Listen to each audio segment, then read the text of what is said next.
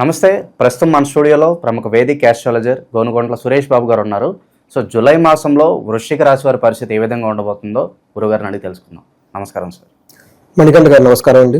గురుగారు, జూలై మాసం, ఆషాఢ మాసం ఓవరాల్గా వృశ్చిక రాశి వారి పరిస్థితి ఎలా ఉండబోతుంది? ఎలాంటి సిచ్యువేషన్స్ వీళ్ళు ఫేస్ చేయబోతున్నారు? ఎలాంటి జాగ్రత్తలు తీసుకోవాలి ఓవరాల్గా? సో వృశ్చిక రాశి వాళ్ళు కనుక మనం చూసుకుంటే పెద్దలకి చేంజెస్ ఏమి ఉండదండి. జూన్లో ఎలా ఉంటుందో మోరార్లెస్ అలానే ఉంటుంది. ఒక్క సూర్యుడు మాత్రం మారారు. ఈ మారటంతో కొంచెం వృద్ధి వస్తుంది, కొంచెం డెవలప్మెంట్ ఉంటుంది.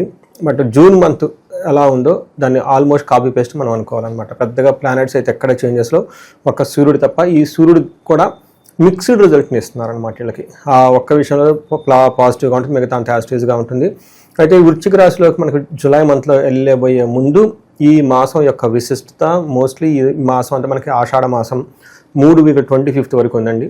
అయితే ఇందులో కొన్ని విశిష్టత గల రోజులు ఉన్నాయండి. అవి అందరూ పాటించాలి. వాళ్ళకున్న బాధలు, ఈతి బాధలన్నీ తీసేసుకోవాలని చెప్పేసి నేను కోరుకుంటాను. ఒకటి, మనకి ఆషాఢ నవరాత్రి ఉన్నాయండి. ఇది జూన్ 26th నుంచి జూలై 4th వరకు ఉంది.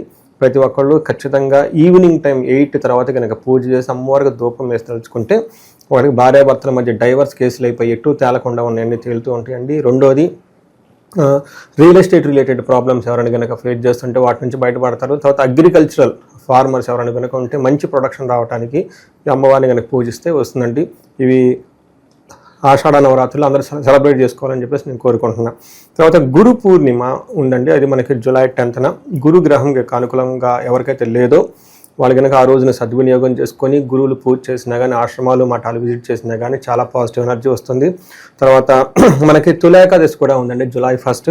ఇంట్లో కంటిన్యూస్గా ఏదో ఒక ప్రాబ్లం వాళ్ళు ఫేస్ చేస్తుంటే, ఈ ప్రాబ్లం అయిపోయింది, ఇంకొక ప్రాబ్లం అయిపోయింది, అలా చైనా ప్రాబ్లమ్స్ అన్నీ ఒక ఇంట్లో తిరుగుతూ ఉంటే, బయట ఏంటన్ని ప్రాబ్లమ్స్ వాళ్ళు ఫేస్ చేస్తుంటే తొలి ఏకాదశి రోజున ఇంటిలో మహాన్యాసపూర్వక ఏకాదశి రుద్రాభిషేకం చేయించుకొని వేద ఆశీర్వాదం ఫ్యామిలీ మెంబర్స్ మొత్తం కనుక తీసుకుంటే ఈ ప్రాబ్లమ్స్ బయటపడే అవకాశం ఎక్కువగా ఉంది.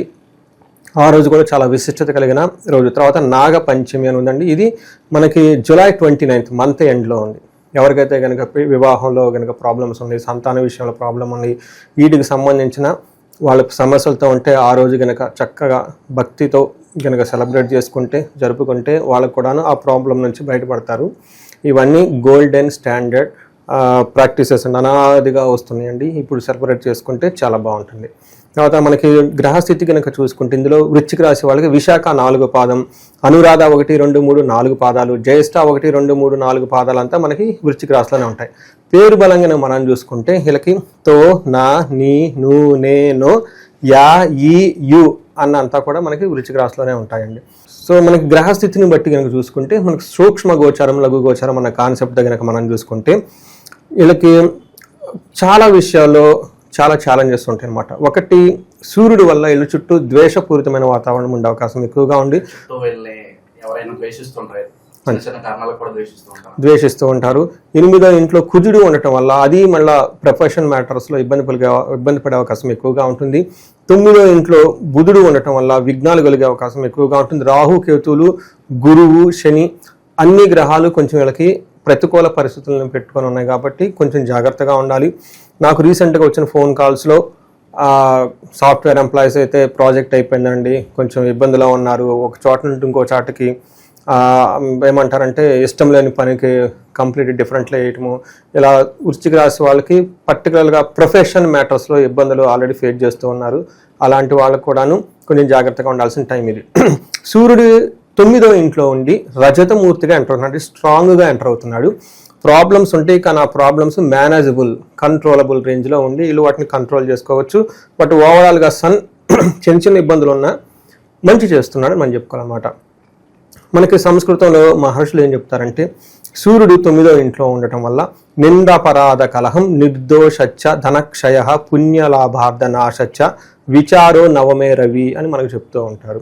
9వ ఇంట్లో కనుక సూర్యుడు ఉంటే ఏమవుతుందంట, నిందాపరాధ అంటే వీళ్ళ గురించి ఎలాంటి దోషం లేకపోయినా కానీ ఎవరో ఒకళ్ళు వచ్చేసి వీళ్ళు నిందిస్తూ ఉంటారు. మీరు తప్పు చేశారు, అది ఎందుకు చేశారు, ఇది ఎందుకు చేశారు, పాపం వీళ్ళు ఇన్నోసెంట్ ఊరికే వీళ్ళు అనేస్తూ ఉంటారన్నమాట. గొడవలు రావటం.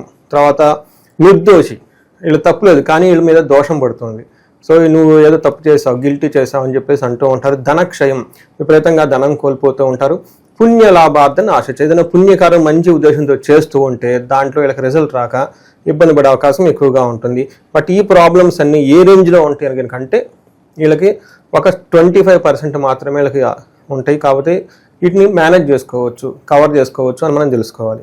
10వ ఇంట్లో కుజుడు ఉండటం వల్ల ఇది కూడాను అంత మంచి పొజిషన్ కాదు. అప్ టు జూలై 28 వరకు కుజుడు ప్లస్ 10th హౌస్లో కేతు కూడా ఉండటంతో వీళ్ళకి చాలా ఇబ్బంది పడే పరిస్థితులు ఎక్కువగా ఉన్నాయి. జాగ్రత్తగా ఉండాలి. మనకి డెడ్లీ కాంబినేషన్ అంటారు, ఏదైనా మార్స్ కుజ కలిసి ఉంటాయి. అది వీళ్ళకి 10th హౌస్లో ఉన్నారు. అందుకని ప్రొఫెషన్లో చాలా అన్సర్టనిటీ ప్రాబ్లమాటిక్గా ఉంటుంది. మీకు ఆల్రెడీ చెప్పాను, నాకు కాల్స్ రావడం స్టార్ట్ అయిపోయినాయి ఒక్కొక్కటి వృశ్చిక రాశి వాళ్ళకి. కొంతమందికి డెడ్ లైన్స్ అవన్నీ విజిట్ చేశారు. బట్ ఈ సిచ్యువేషన్ వీళ్ళకి జూలై 28 వరకు ఉంటుంది. చాలా జాగ్రత్తగా ఉండటం ఎంతైనా అవసరము. మనకి శాస్త్రాల్లో ఏం చెప్పారంటే నిత్య క్లేశ సదా వ్యాధి సదా భోజన దుర్బలం సదా సంచార ఉద్యోగం దశమస్తే ధారాసుతే అని మనకు చెప్తూ ఉంటారు. అంటే ఎప్పుడు ఏదో ఒక బాధతో ఉండటం, తర్వాత హెల్త్ కాంబినేషన్ సరిగా లేకపోవటం, టయానికి భోజనం చేయకపోవటం, ప్రొఫెషన్లో సదా సంచార ఉద్యోగం. అంటే వీళ్ళకి కుదురుగా ఉండరు అనమాట. పాపం ఈ టెన్షన్ ఆ టెన్షన్ అటు ఇటు ఉరుకులు పెడితే అసలు వ్యయ ప్రయాసలతో ఉంటామా పోతామా ఏంటి అని నిద్ర పట్టకుండా ఉండే అవకాశం ఎక్కువగా ఉంటుంది. ధనం కోల్పోతామనే భయం కూడా వీళ్ళకి ఎక్కువగా ఉండే అవకాశం ఎక్కువ ఉందండి. టోటల్గా మనకి సూర్యుడు కుజుడు సరిగా లేరు. దీనితో పాటు శుక్రుడు కూడాను వీళ్ళకి అంత అనుకూలంగా లేరండి. చాలా మేజర్ గ్రహాలు వీళ్ళకి అనుకూలంగా లేవు. గురువు కూడా అనుకూలంగా లేరు. శుక్రుడు వీళ్ళకి 6వ ఇంట్లో ఉండటం వల్ల ఎలా ఉంటుందంటేనండి, అప్పటిదాకా సౌమ్యంగా వీళ్ళు చుట్టూ ఉన్న వాళ్ళు పెద్ద పుల్లలాగా వీళ్ళ మీద గాంట్రేస్తారంట. అందుకని చెప్పేసి ఇది విరోధ శత్రుపీడాం జ్ఞాతీనాంచ విరోధద ఆయాసో ధారాపుత్రై ద్వేషే షష్ఠే భృగునందనే. అంటే ఇంట్లో పిల్లలు పుత్రులు భార్య వీళ్ళతో గొడవ పడుతుందంట. వీళ్ళ ఆయాసం వచ్చేస్తుందంట ఆ గొడవకి. తర్వాత జ్ఞాతీనాం పీడాంచ అంటే శత్రువులు బంధువులతో గొడవలు, శత్రువుల పీడ విరోధము, తర్వాత వృధా ప్రయాణాలు ఇవన్నీ ఎక్కువ ఉండే అవకాశం ఎక్కువగా ఉంది. టోటల్గా ఇంట్లో కానీ బయట కానీ వీళ్ళకు కొంచెం ఛాలెంజెస్ ఎక్కువగా ఉంటాయి. ఈ టైంలో వీళ్ళు కొంచెం ఆధ్యాత్మికంగా ఉండటం చాలా అవసరం. తర్వాత వీళ్ళకి లవ్ రొమాన్స్, తర్వాత స్పౌస్ విషయంలో భార్యాభర్తల మధ్య అన్యోన్యత ఇవన్నీ బాగానే ఉంటాయి. బట్ ఖర్చులు విపరీతంగా ఉంటే అవి శుభకార్యాల గురించి ఖర్చులు పెడుతూ ఉంటారు.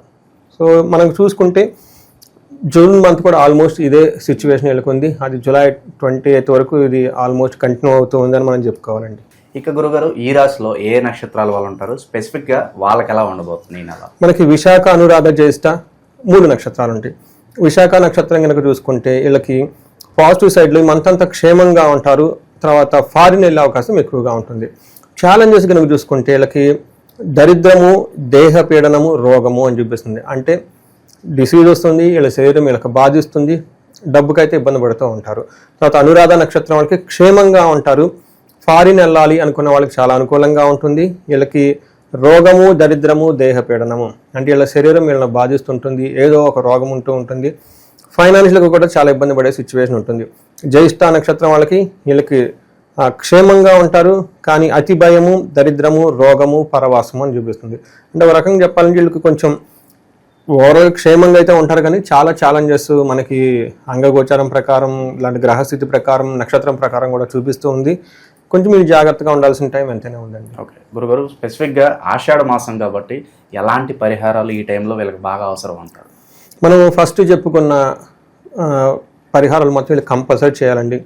వారాహి అమ్మవారు నవరాత్రులు వీళ్ళ అదృష్టం కొంది ఈ టైంలో వచ్చిందని నేను చెప్తాను. 9 రోజులు ఎవ్రీడే ½ అన్ అవర్ టైం, అంతకుమించి ఎక్కువ స్పెండ్ చేయవసరం లేదు. చక్కగా అమ్మవారి ఫోటో పెట్టుకోవటం, ధూపం వేయటం, పూజ సింపుల్గా చేసుకోవటం, అమ్మవారికి సంబంధించిన ప్రసాదం పెట్టడం, అలా 9 days కొంచెం ఆధ్యాత్మిక చింతనతో ఉండగలిగితే చాలా ప్రాబ్లమ్స్ పోతాయి.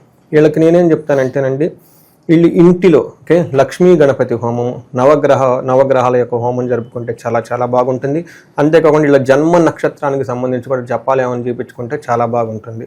వీటితో పాటు భార్యాభర్తల మధ్య ఈ రాశి వాళ్ళకి జనరల్గా చాలామంది అది మనకి అర్ధాశ్రమ శని కానివ్వండి ఇంకొక రీజన్ వల్ల కానీ భార్యాభర్తల మధ్య చాలా గొడవలు ఉన్నాయి. వీళ్ళకి అన్యోన్యత గురించి అన్యోన్య దాంపత్య పాశుపత అభిషేకం చేసుకుంటే చాలా మంచిది. కొంతమంది సీరియస్గా డైవర్స్ కేసులు అవి అటు ఇటు తేలకుండా ఉన్నాయండి. ఇది వారాహి ఈ టైంలో వీళ్ళకి చాలా మంచిదని మనం చెప్పుకోవాలి. ధనం వీళ్ళకి చాలా ఇబ్బంది పడుతూ ఉన్నారు. కుబేరు పాశుపత అభిషేకం చేసుకుంటే చాలా బాగుంటుంది. ప్రొఫెషనల్ ఎవరైనా కనుక బాగా ఇబ్బందులు పడుతూ ఉంటే వీళ్ళు మన్యు పాశుపత అభిషేకం కానీ మన్యు పాశుపత హోమం కానీ చేయించుకుంటే వీళ్ళకి చాలా బాగా కలిసి వస్తుందండి.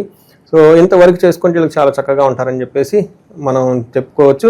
బట్ ధైర్యంగా ఉండాలండి, ఇది టెంపరీ ఫేజ్ అని ఒక మైండ్లో ఉండాలి. సో మంచి రోజులు ముందు ఉంటాయని చెప్పి ధైర్యంగా ఉండాలంట. రెండోది, ఇది మనకి 100% కాదండి, ఎందుకంటే మనం ఇప్పుడు చెప్పుకునే గోచార ఫలితాలు 30 to 40% మాత్రమే వాళ్ళకి ఎఫెక్ట్ అవుతాయి. ఇండివిజువల్ జాతకం కనుక ఖచ్చితంగా చూసుకుంటే ఈ రాశి వాళ్ళు మనకు అందులో వాళ్ళ దశ ఏంటి, భుక్తి ఏంటి, ఛాలెంజెస్ ఎటు నుంచి వస్తున్నాయి, ఎంతకాలం ఉంటుంది, మనకి కంప్లీట్గా పిక్చర్ వాళ్ళకి చెప్పొచ్చు. ఓవరాల్గా జూలై మాసంలో వృశ్చిక రాశి వాళ్ళకి ఏ విధంగా ఉండబోతుంది, ఎలాంటి జాగ్రత్తలు తీసుకోవాలి, చాలా బాగా వివరించారు. ధన్యవాదాలు. ధన్యవాదాలండి.